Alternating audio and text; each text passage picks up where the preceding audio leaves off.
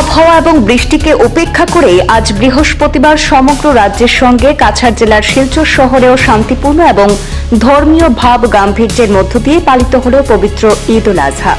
কাঁঠাল পয়েন্টের মসজিদ সহ শহরের বিভিন্ন ঈদগাহ এবং মসজিদে বিপুল সংখ্যক ধর্মপ্রাণ মুসল্লির উপস্থিতিতে ঈদের নামাজ অনুষ্ঠিত হয়।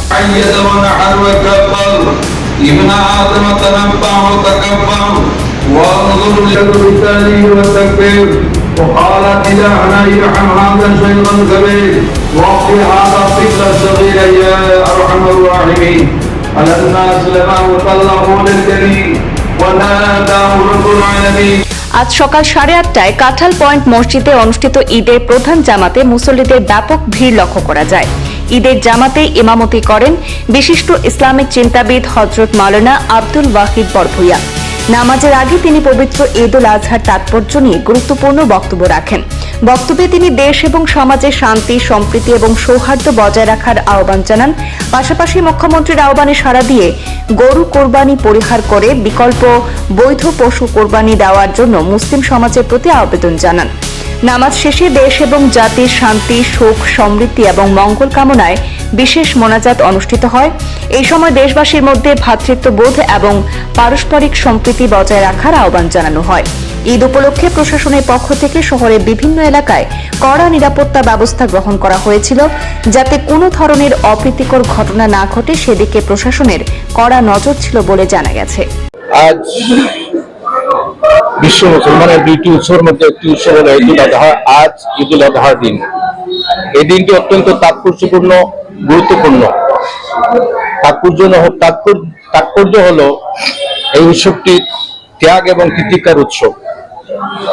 কোন মানুষ যত সময় পর্যন্ত সে ত্যাগ স্বীকার করবে না, সে ত্যাগ স্বীকারই না হবে, ততক্ষণ পর্যন্ত সে তার লক্ষ্যস্থলে পৌঁছতে পারবে না।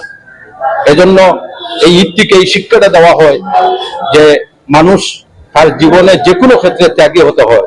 দ্বিতীয়ত, আজকে এই ঈদ উল আজহার দিনে একটি উল্লেখযোগ্য বিষয় হলো কোরবান করা। কোরবানির মাধ্যমে মানুষ ত্যাগ স্বীকার করে এবং মানুষ এই কথা পৃথিবীর বাসীকে শিক্ষা দেয় যে যখন মানুষ কোরবান করে তখন মানুষ এই কথা বলে মানুষের মধ্যে বিভিন্ন ধরনের রিপু আছে। সেই রিপুগুলির মধ্যে মানুষের রাগ, এরপরে অপাচার, অনাচার, অন্যায়, এগুলি মানুষের রিপুর মধ্যে পড়ে। তখন কোরবান করার মধ্যে মানুষ এগুলি করে যে আমার মধ্যে যত রিপু আছে, যেগুলা দুশ্মন আছে, সেই দুশ্মনগুলিকে আমি জবাই করে আমার কাছ থেকে আমি ধ্বংস করে দিলাম। তখন মানুষ প্রকৃত একজন ত্যাগী মানুষ হয়। আর যখন কোনো মানুষ প্রকৃতভাবে ত্যাগী হয়, তখন সেই ব্যক্তি প্রত্যেকটি ক্ষেত্রে শিক্ষার জগতে, রুজি রোজগার জগতে, সামাজিকতার জগতে, ভাইচারার জগতে মানুষ সাফল্য অর্জন করতে পারে।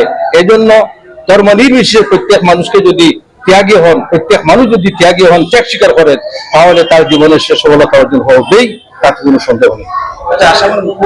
মানাটা একটু কষ্ট হবে, তবে আমরা এই বছর সিদ্ধান্ত নিয়েছি এবং জানিয়ে দিয়েছি, কোরবানি শুধুমাত্র একটি জন্তু নয়, গরুর কোরবানি নয়, কোরবানির জন্তু অনেকগুলি আছে। আমরা সিদ্ধান্ত নিয়েছি যে এবছর আমরা হিন্দু ধর্মাবলম্বী মানুষের পাপ এবং আবেগ প্রতি আমরা সম্মান জানিয়ে আমাদের মাননীয় মুখ্যমন্ত্রী যে বক্তব্য দিয়েছেন তাতে আমরা সম্মতি জ্ঞাপন করে আমরা এই বছর এই ঈদ উল আজহায় আমরা গরু কোরবানি করবো না। অন্যান্য যে যোগ্য জন্তু আছে, যেমন ছাগল আছে, বেড়া আছে, আরো পশু আছে, এগুলি আমরা জবাই করব। আর যার জন্য আমরা এই বছর এই গরু কোরবানি আমরা করব না।